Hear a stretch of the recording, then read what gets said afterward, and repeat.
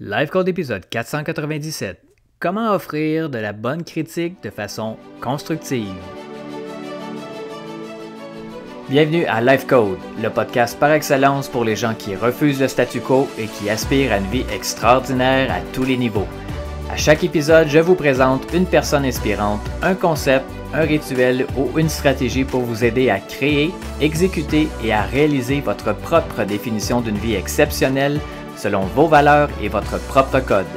Mon nom est Dr. Charles Leroux et ça commence maintenant. Salut tout le monde, Dr. Charles Leroux ici, bienvenue à Live Code.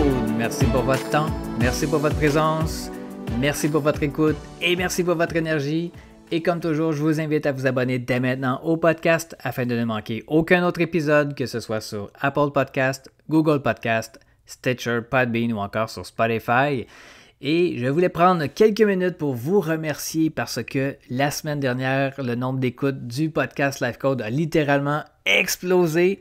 J'imagine que c'est en partie dû aux audios que j'ai mis du challenge Live Code Connexion, donc un training de 7 jours que j'ai offert gratuitement à tout le monde qui voulait s'inscrire finalement pour recréer la connexion autour des priorités importantes. Donc peut-être est-ce que vous y avez déjà assisté, peut-être est-ce que vous avez vu les transformations incroyables qui se sont produites au courant de la dernière semaine.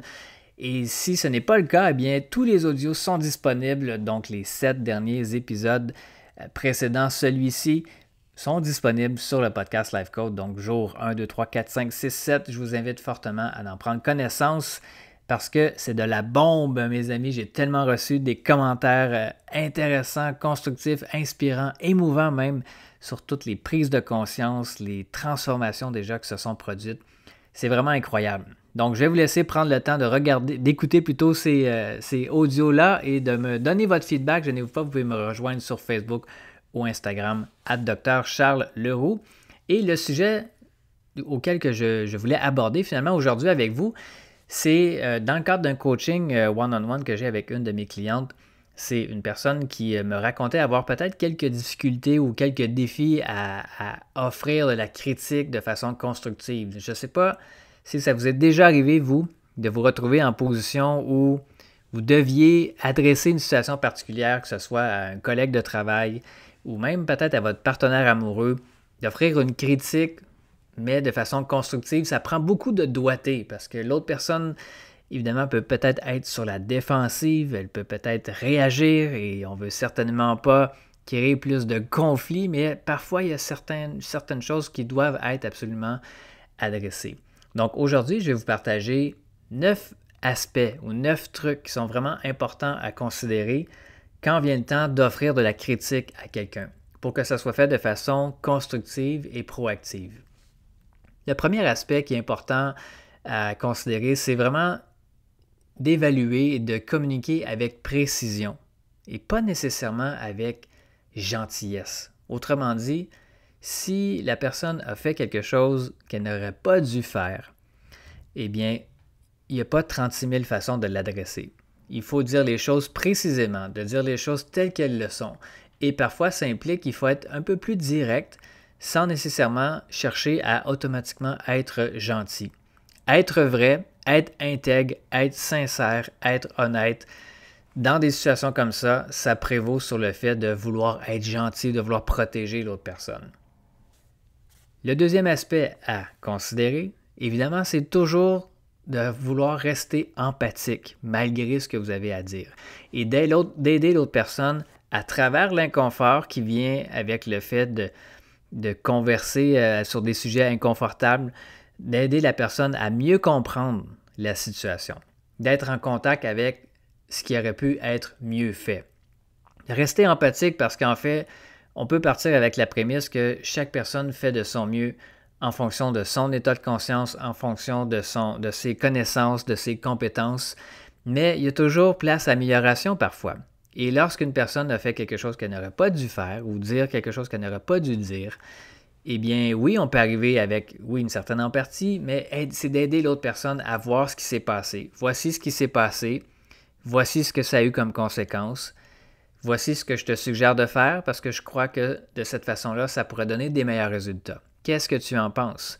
Donc, c'est d'inclure aussi la personne dans la conversation, de l'aider à voir là où il aurait pu y avoir amélioration et de simplement renouveler son engagement à faire mieux la prochaine fois.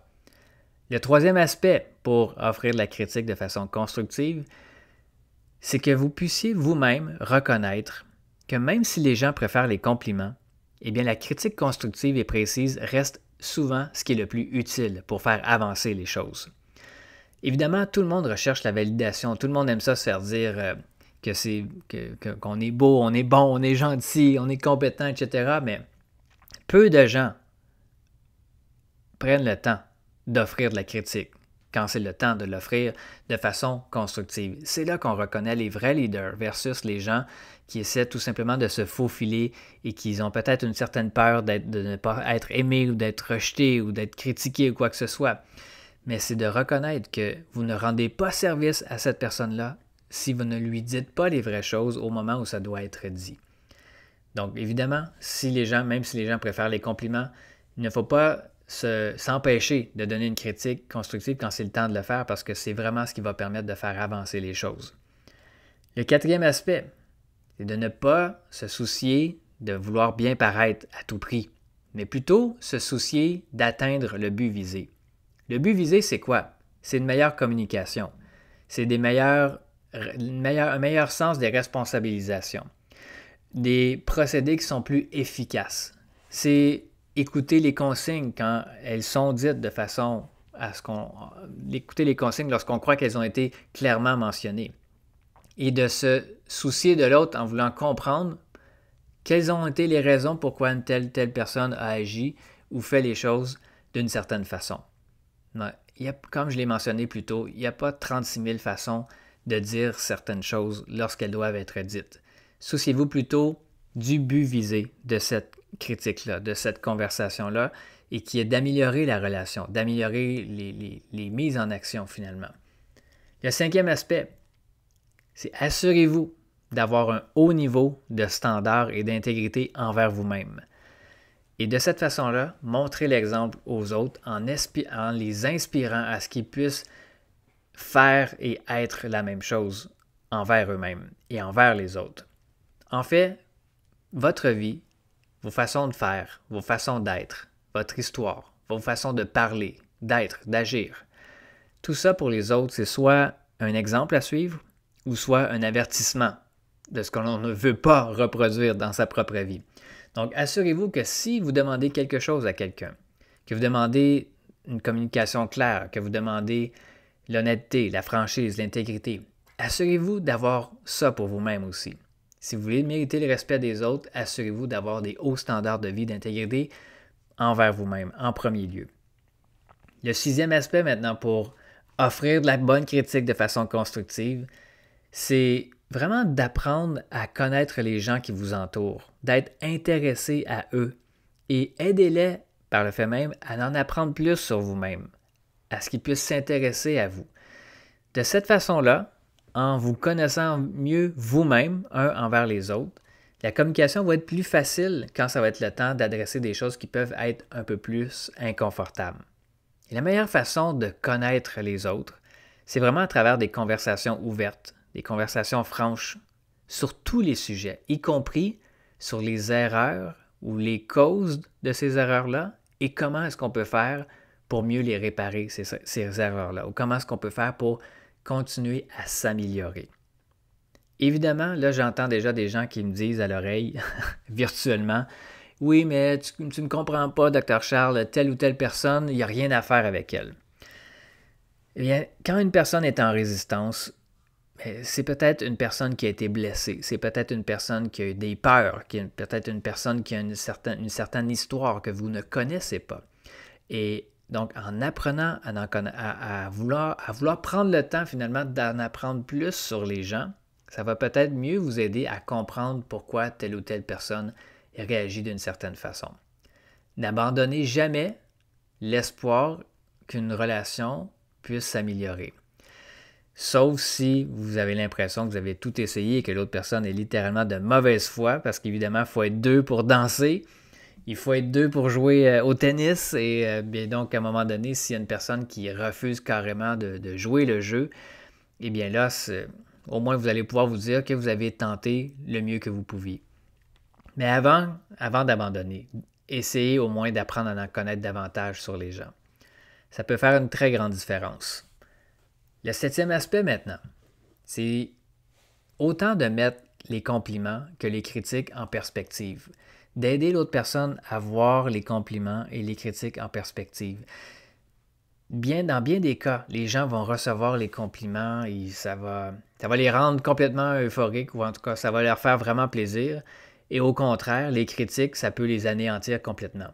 Il faut ramener les extrêmes plus à un point milieu. C'est-à-dire que, les compliments, il faut apprendre à les recevoir. Ça, c'est déjà une chose, un défi pour bien des gens. Apprenez à les recevoir, mais ne vous laissez pas hypnotiser par eux.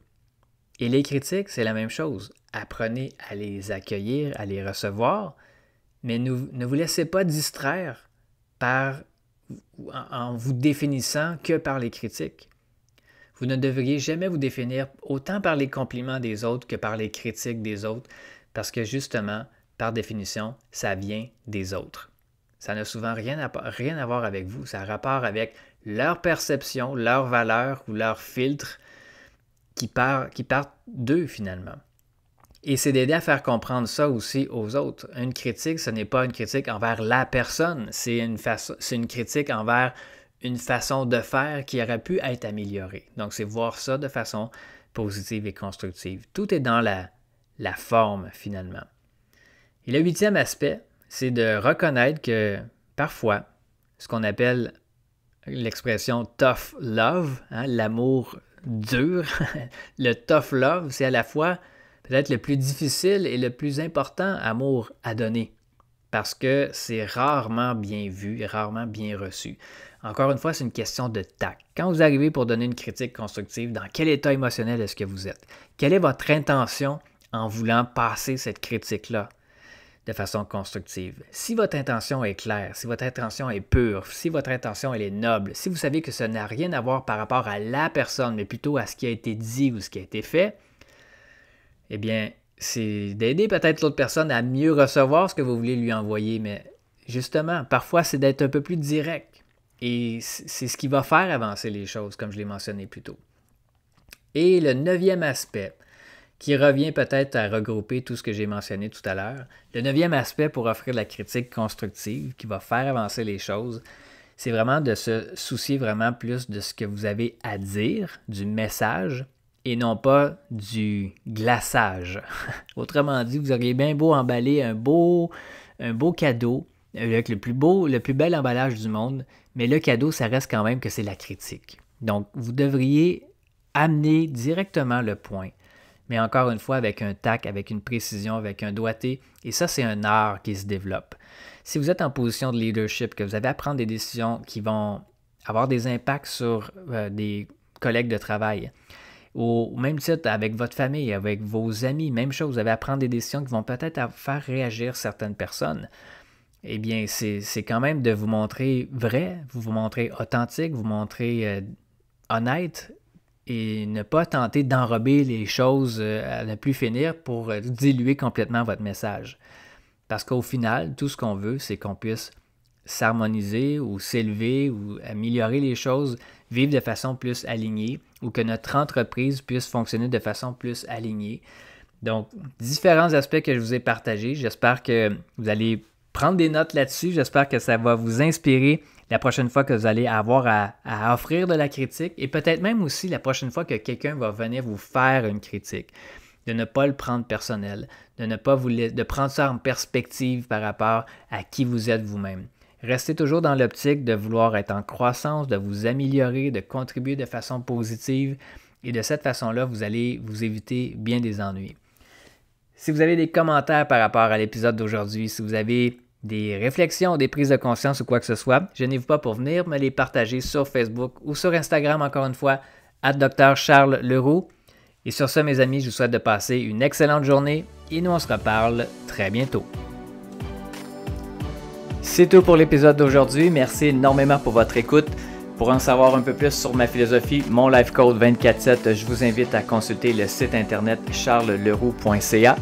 Et je vous invite également à partager le podcast Life Code avec vos amis sur vos réseaux sociaux, Vous pouvez me suivre également sur Facebook et Instagram @Dr Charles Leroux et laissez-moi savoir ce que vous en pensez en commentaire, ça me fait toujours un grand plaisir de vous lire.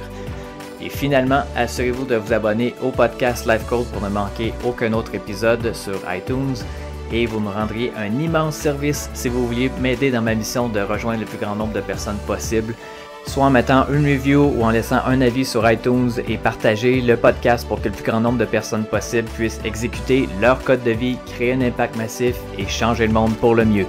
Merci à tous et à très bientôt.